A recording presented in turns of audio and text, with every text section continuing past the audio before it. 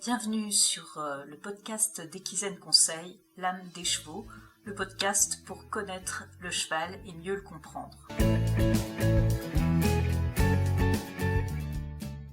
Bonjour, on se retrouve comme chaque semaine pour parler éthologie équine, comportement du cheval, éducation, relations et bien sûr, bien-être du cheval. Dans cet épisode, je vous parle de mon métier.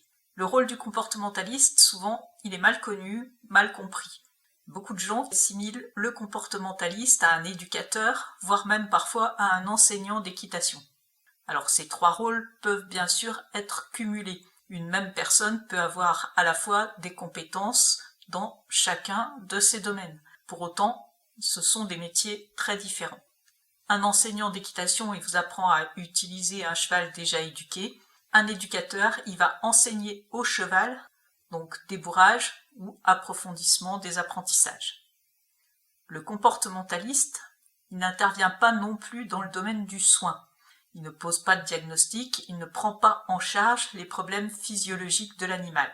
S'il pense qu'un problème de cette nature est à l'origine du comportement de votre animal, eh bien, il vous réorientera vers votre vétérinaire. En revanche, il peut intervenir en collaboration avec le vétérinaire pour du medical training, par exemple, afin d'aider l'animal à accepter les soins, ou également le comportementaliste peut intervenir après que les problèmes physiques ont été résolus, si des problématiques comportementales persistent. Le comportementaliste équin, c'est un expert du comportement du cheval. Sa mission, c'est de vous aider à comprendre et à résoudre les problèmes comportementaux. Et également, sa mission, c'est de vous aider à améliorer le bien-être du binôme cheval-humain. Pour ça, eh bien, il doit avoir de solides compétences en éthologie équine. Même si, pour autant, le comportementaliste n'est pas un éthologue. Je vous invite à écouter l'épisode 1 pour en savoir plus sur ce sujet. Le comportementaliste, il doit évidemment aussi avoir les compétences d'un éducateur, parce que l'apprentissage est parfois nécessaire pour apporter une solution.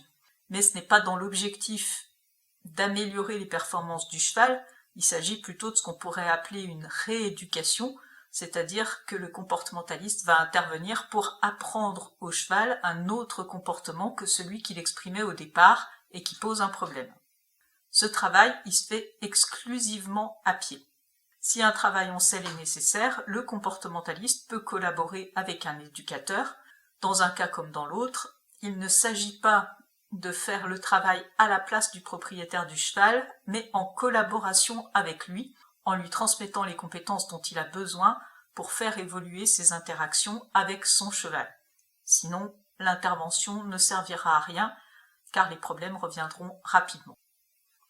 Le rôle du comportementaliste, c'est donc aussi de rétablir la communication et le lien entre l'animal et l'humain.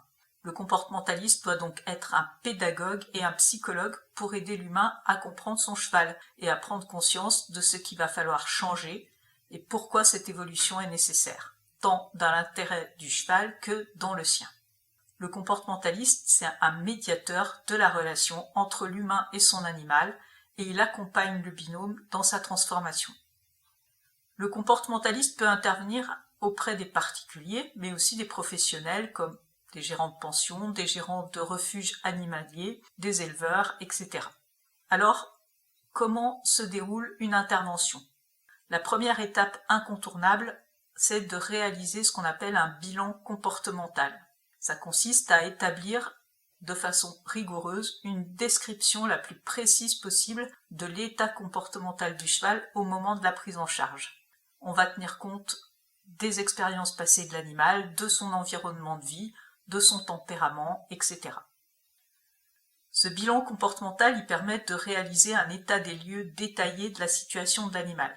Ça va permettre d'étudier les étapes importantes qu'il a vécues depuis sa naissance, si on les connaît, le lieu où il vit, ses besoins, la manière dont il réagit à son environnement et les potentiels comportements indésirables qu'il exprime. Cette évaluation, elle est réalisée en lien étroit, évidemment, avec le propriétaire du cheval.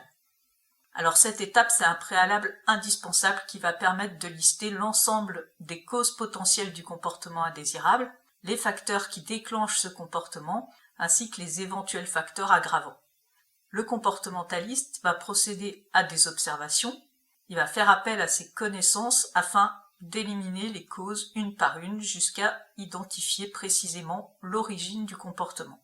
À partir de là, il élabore un protocole de résolution du problème qui comprend les différentes actions à mettre en place progressivement pour parvenir à résoudre les difficultés rencontrées par le couple humain-cheval.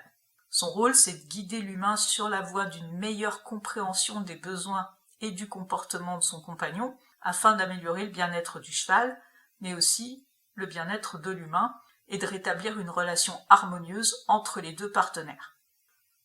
Plusieurs séances de suivi sont généralement nécessaires pour faire le point sur la progression, échanger avec le propriétaire, observer l'évolution du cheval et apporter si besoin des ajustements au protocole. Le comportementaliste, il peut intervenir en présentiel, mais aussi parfois à distance.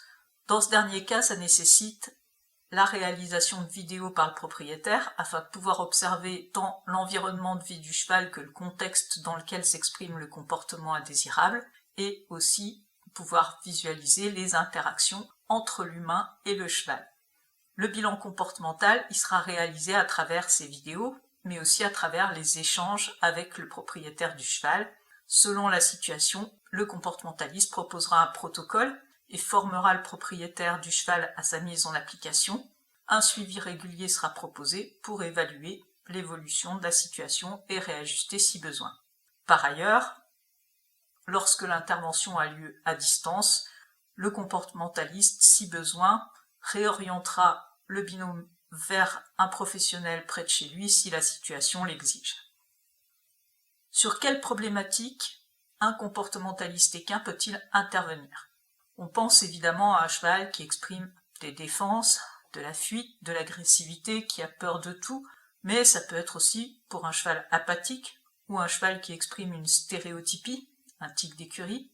Ça peut être aussi pour un cheval que vous n'arrivez pas à attraper au pré, un cheval qui ne veut pas donner les pieds, ou plus généralement qui est compliqué pour les soins, par exemple.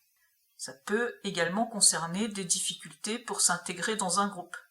Un comportementaliste peut aussi vous aider dans l'aménagement du lieu de vie de votre cheval pour favoriser son bien-être ou pour vous aider à créer une relation de confiance avec lui. Si vous rencontrez des difficultés avec votre cheval, n'hésitez pas à réserver un appel découverte avec moi. On pourra échanger ensemble pour voir ce qui est le mieux adapté pour vous. On se retrouve la semaine prochaine pour un nouveau sujet et d'ici là, belle semaine à tous.